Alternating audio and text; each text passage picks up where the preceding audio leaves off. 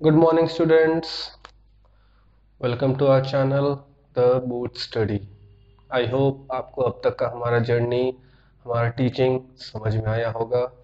तो chemical reactions and equation chapter का ये लास्ट टॉपिक है जो हम लोग पढ़ने जा रहे हैं। तो factors affecting the rate of chemical reaction, ये आज पढ़ना है हम लोगों को। तो सबसे पहले ये जानना पड़ेगा कि रेट ऑफ केमिकल रिएक्शन क्या होता है। रेट ऑफ केमिकल रिएक्शन क्या होता है?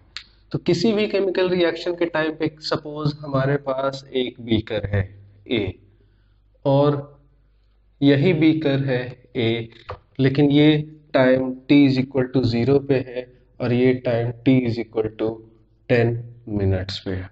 ठीक है, दो बीकर है हमारे पास। इनिशियली हमने क्या दिया, इसमें दो लिक्विड मिक्स किया x और y, तो ये x प्लस वाई हो गया। ठीक है, और फाइनली ये x प्लस वाई मिलने से c प्लस डी होगा। c प्लस डी बनेगा। कोई भी केमिकल रिएक्शन कुछ इसी तरीके का होता है। तो अब रेट ऑफ केमिकल रिएक्शन का मतलब होता है कि स्पीड, किस स्पीड से ये x प्लस वाई जो है हमारा c प्लस टी में कन्वर्ट हो रहा है। रेट का मतलब सिंपली क्या होता है, स्पीड, किस स्पीड से ये हो रहा है। जैसे सपोज एक हम चाय बना रहे हैं, तो चाय बनने में 5 मिनट लगा, किसी दिन 3 मिनट लगा, किसी दिन 10 मिनट लगा, तो तीन अलग अलग ड्यूरेशन लगा, 3 मिनट, 5 मिनट और 10 मिनट। तो ये चाय बनना भी क्या है, एक केमिकल रिएक्शन है।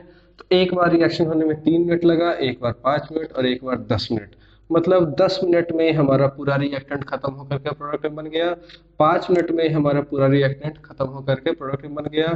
3 मिनट में हमारा पूरा रिएक्टेंट खत्म होकर के प्रोडक्ट में बन गया। तो कितने टाइम में हमारा रिएक्टेंट खत्म होकर के प्रोडक्ट में बन जाएगा, इसी चीज को हम लोग कहते हैं रेट ऑफ केमिकल रिएक्शन। ज्यादा डिटेल में इस चीज को पढ़ेंगे केमिकल काइनेटिक्स के टॉपिक के अंदर। वहां पे अलग अलग different rates of reaction, order of reaction, molecularity of reaction, वो सारा कुछ पढ़ेंगे। लेकिन अभी एनटीएसए लेवल के लिए वो उतना डिटेल में जाने की जरूरत नहीं है। बस इतना जानना है रेट का मतलब क्या है, किस स्पीड से वो चेंज कर रहा है रिएक्टेंट्स टू प्रोडक्ट। तो अब यहाँ पे हमको रेट के बारे में ज्यादा डिटेल नहीं पढ़ना है। हमको क्या पढ़ना है, हमको पढ़ना है कि कौन से ऐसे फैक्टर हैं जिनसे कि रेट में इफेक्ट आता है, कौन से ऐसे फैक्टर हैं जो कि रेट को इफेक्ट करते हैं। हमको बेसिकली वो पढ़ना है। ठीक है, तो अलग अलग फैक्टर्स हैं जिनके कारण रेट में इफेक्ट आता है। उन सभी फैक्टर्स को एक एक करके अभी पढ़ेंगे। क्लियर? तो सबसे पहला जो फैक्टर है वो है हमारा नेचर ऑफ रिएक्टेंट। सबसे पहला जो हमारा है वो है नेचर ऑफ रिएक्टेंट। इसका मतलब सिंपली आप क्या समझिए, रिएक्टिविटी, रिएक्टिविटी ऑफ रिएक्टेंट। बहुत ही सिंपल बात है। डिस्प्लेसमेंट रिएक्शन जब पढ़ा रहे थे उस वक्त आपको बताए थे कि NaCl, Mg, Al ऐसे करके एलिमेंट का रिएक्टिविटी ऑर्डर लिखा था। इसका मतलब क्या, ये सबसे ज्यादा रिएक्टिव है, ये इससे कम रिएक्टिव है, और ये इससे कम, और ये इससे भी कम रिएक्टिव है। मतलब इसका जब रिएक्शन करेंगे तो क्या होगा, ये बहुत जल्दी किसी से रिएक्शन करेगा, ये इससे धीरे होगा, ये इससे भी धीरे होगा, है कि नहीं। इसका मतलब यही होता है। तो अब इससे हमको क्या मालूम चल रहा है कि अगर हम कोई भी ऐसा रिएक्टेंट लेते हैं जिसका रिएक्टिविटी ज्यादा होगा तो वो ज्यादा जल्दी रिएक्शन करेगा। तो इससे हमको क्या मिलेगा कि reactivity is directly proportional to rate. Clear? तो नेचर ऑफ रिएक्टेंट में रिएक्टिविटी ऑफ रिएक्टेंट की बात करते हैं, और reactivity of reactant directly proportional होता है रेट का। जितना ज्यादा रेट होगा उतना ज्यादा रिएक्टिविटी होगा। सेकंड पॉइंट जो हमारा है, सेकंड पॉइंट है size of the particle. Size of the particle, अब ये भी बहुत ही कॉमन है। साइज ऑफ द पार्टिकल, यहाँ पे सबसे पहले रिलेशन क्या लिख लेंगे कि size of reactant is inversely proportional to rate of reaction।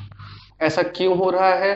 तो अब इस चीज को आप एक्सपेरिमेंटली वेरीफाई कर सकते हैं। सपोज आपने एक टाइल्स लिया, शाहबाद टाइल्स लिया, और उस टाइल्स को HCl में मिक्स किया, और सेकंड केस में उसी टाइल्स के पाउडर को लिया और HCl में मिक्स किया। तो अब मिक्स करने के बाद, क्योंकि टाइल्स क्या है, कार्बोनेट है, कार्बोनेट को हमने एसिड में मिक्स किया है तो CO2 का एवोल्यूशन होता है। लेकिन जो पाउडर्ड वाला फॉर्म था वो CO2 का एवोल्यूशन ज्यादा जल्दी कर देता है और पाउडर्ड फॉर्म खत्म हो जाता है विथ रिस्पेक्ट टू टाइल्स। इसका मतलब साइज जैसे जैसे बड़ा होते जाएगा, रेट ऑफ रिएक्शन घटते जाएगा। साइज छोटा होगा तो रेट ज्यादा होगा, साइज बड़ा होगा तो रेट छोटा होगा। सेकंड हमारा ये है।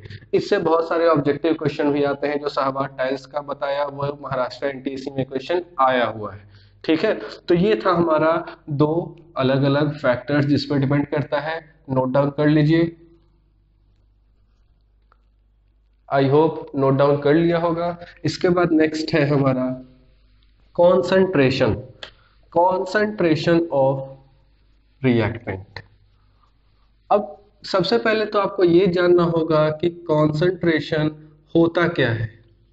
बात की जा रही है concentration of reactant. Normal words में कॉन्सेंट्रेशन जो होता है वो क्या होता है, number of moles divided by volume of solution.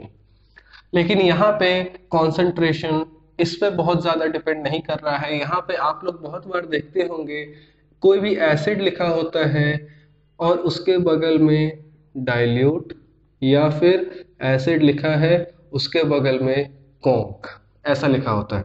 इस डाइल्यूट का मतलब होता है कि जो हमारा एसिड है वो कम होगा और वाटर जो है H2O वो ज्यादा होगा। लेकिन यहाँ पे का मतलब है कि एसिड ज्यादा होगा और H2O कम होगा। ठीक है, तो कॉन्सेंट्रेटेड का मतलब ये होता है और डाइल्यूट का मतलब ये होता है। लेकिन ओवरऑल कॉन्सेंट्रेशन का मतलब होता है number of moles of substance, number of moles of substance divided by volume of solution. मतलब जिस सॉल्यूशन में ये सब्सटेंस मिलाया गया है उसका वॉल्यूम। तो यहाँ पे बेसिकली यही हो रहा है। यहाँ पे सब्सटेंस हमारा क्या है, HCl। तो जब HCl का क्वांटिटी कम होगा, वाटर का क्वांटिटी ज्यादा होगा, उसको डाइल्यूट कहेंगे। और जब HCl का क्वांटिटी ज्यादा होगा, वाटर का क्वांटिटी कम होगा, उसको कॉन्सेंट्रेटेड कहेंगे।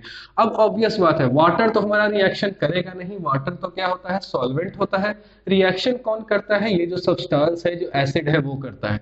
अब डाइल्यूट के केस में सब्सटेंस तो कम है, वाटर ज्यादा है, और कॉन्सेंट्रेटेड केस में सब्सटेंस ज्यादा है और वाटर कम है। तो रिएक्शन जिसको करना है वो ज्यादा होगा, तभी तो रिएक्शन बढ़ेगा आगे। तो रिएक्शन जिसको करना है वो ज्यादा होगा, तभी तो रिएक्शन बढ़ेगा आगे, नहीं तो रिएक्शन आगे कैसे बढ़ेगा। तो इसीलिए जब कॉन्सेंट्रेटेड होता है, जब सब्सटेंस का अमाउंट ज्यादा होता है तो रिएक्टेंट ज्यादा होता है, और जब रिएक्टेंट ज्यादा होगा तभी तो रिएक्शन ज्यादा होगा, और रिएक्शन ज्यादा और जल्दी होगा तभी तो हमारा रेट भी ज्यादा होगा। तो इसीलिए क्या कहते हैं, इसीलिए इसको डायरेक्टली कहते हैं कि जो कॉन्सेंट्रेशन ऑफ रिएक्टेंट है वो डायरेक्टली प्रोपोर्शनल होता है रेट का। मतलब जितना ज्यादा कॉन्सेंट्रेशन होगा उतना ज्यादा रेट होगा।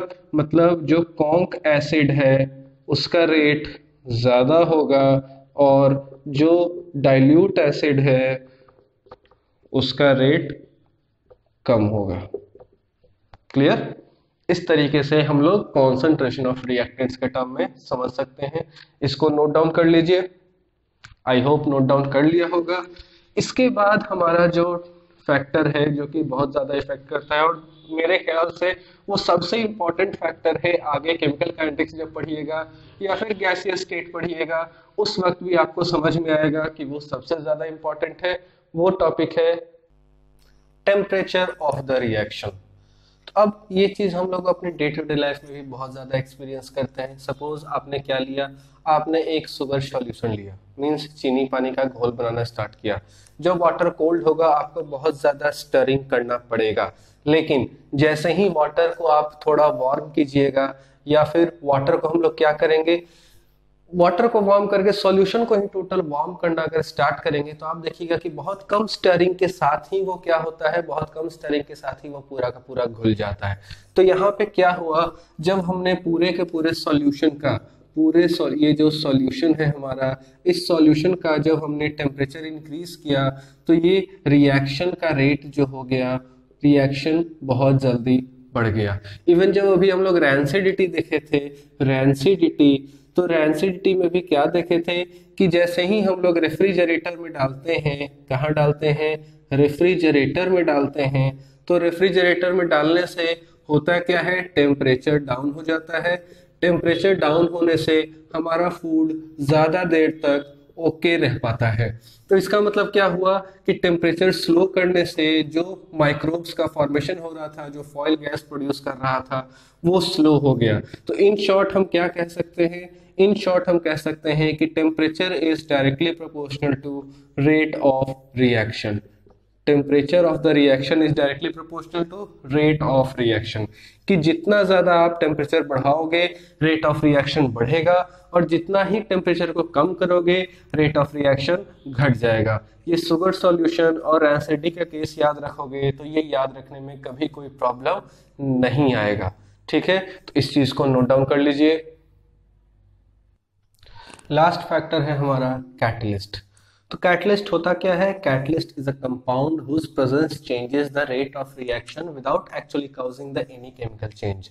ये कहने का मतलब क्या हुआ, ये कहने का मतलब हुआ कि हमने एक, ये सपोज करो ये केमिकल रिएक्शन हो रहा था, ठीक है, ये केमिकल रिएक्शन हो रहा था, KClO3 कन्वर्ट हो रहा था किसमें, KCl में। तो इनिशियली जब आप देखोगे तो जब हम कोई भी कैटलिस्ट नहीं डालते हैं तो ये बहुत ज़्यादा टेम्परेचर रिक्वायर्ड करता है। कितना, 600 डिग्री सेल्सियस टेम्परेचर जब देंगे तब जाके ये रिएक्शन प्रोसीड करेगा। तो अब इतना ज़्यादा टेम्परेचर देना फिजिबल नहीं है, इकोनॉमिकल नहीं है, क्योंकि टेम्परेचर इंक्रीज करने में बहुत ज़्यादा एनर्जी लगता है। तो इससे ज़्यादा बेटर क्या हुआ, हमने एक ऐसा केमिकल कंपाउंड यूज़ किया, हमने एक केमिकल कंपाउंड यूज़ किया। वो केमिकल कंपाउंड क्या था, MnO2, मैंगनीज डाइऑक्साइड। ये केमिकल कंपाउंड डालने से अब जो 600 डिग्री टेम्परेचर देना पड़ रहा था वो सिर्फ 240 डिग्री टेम्परेचर देने से ही रिएक्शन हो गया। तो अब जरा सोचो, और ये MnO2 हम बस केमिकल कंपाउंड इस रिएक्शन में, इस सॉल्यूशन में ऐड कर दिए। इस Mn का ना ही कोई प्रोडक्ट बन रहा है और ना ही ये रिएक्शन में पार्टिसिपेट किया है रियली, है कि नहीं। तो इसीलिए कहते हैं कि एक ऐसा केमिकल कंपाउंड जो कि रेट ऑफ रिएक्शन को इंक्रीज कर दे, ये टेम्परेचर को डिक्रीज कर दिया, इसका मतलब क्या हुआ, रेट ऑफ रिएक्शन को इंक्रीज करने में अब टेम्परेचर नहीं कैटलिस्ट यूज किया जा रहा है। तो अब रेट ऑफ रिएक्शन को इंक्रीज या डिक्रीज कर दे, और जो कि खुद पार्टिसिपेट भी नहीं करे, Mn का कोई कंपाउंड एज अ प्रोडक्ट भी हमको नहीं दिख रहा है, ऐसे सब्सटेंस को ही क्या कहते हैं, कैटलिस्ट कहते हैं। तो कैटलिस्ट रेट ऑफ रिएक्शन को 90% टाइम्स इंक्रीजिंग करता है और कुछ टाइम वो डिक्रीज कर देता है। किसी किसी बुक में जो chemical compounds rate of reaction को डिक्रीज करे उसको इनहिबिटर भी कहते हैं। खैर आपके बुक में वो नहीं दिया है। तो इससे हम क्या कह सकते हैं कि its amount remains same at starting and at the end of reaction. ये जितना तुम डालोगे इनिशियली केमिकल रिएक्शन स्टार्ट होने के बाद, उतना ही ये केमिकल रिएक्शन खत्म होने के बाद भी मिल जाएगा। सिमिलरली ये ऑर्गेनिक रिएक्शन जिसमें कि अल्कीन से अल्केन बना रहे हैं, ये सिर्फ इसको जब ऐड किया तो ये बहुत ही स्लो होगा, कब कंप्लीट होगा कोई ठिकाना नहीं है। लेकिन जैसे ही इसमें ये मेटल सरफेस यूज कर लेते हैं एज अ कैटलिस्ट, तो फिर से क्या होता है, ये रिएक्शन बहुत जल्दी हो जाता है। तो रेट ऑफ रिएक्शन कैटलिस्ट पे भी डिपेंड करता है। कुछ कैटलिस्ट रेट ऑफ रिएक्शन को इंक्रीज कर देते हैं और कुछ कैटलिस्ट रेट ऑफ रिएक्शन को डिक्रीज कर देते हैं। तो आई होप ये जो टॉपिक था factors affecting rate of chemical reaction आपको समझ में आया होगा। फिर भी अगर कोई डाउट है तो आप कमेंट सेक्शन में ज़रूर पूछ सकते हैं, हम जितना फास्ट हो सके रिप्लाई करने का कोशिश करेंगे। तो इस चैनल को देखते रहिए, सब्सक्राइब करते रहिए, लाइक करते रहिए। अगर आप लोगों को पसंद है हम इसी तरीके से आपके लिए आगे और भी वीडियोस बनाते रहेंगे। तब तक के लिए थैंक यू।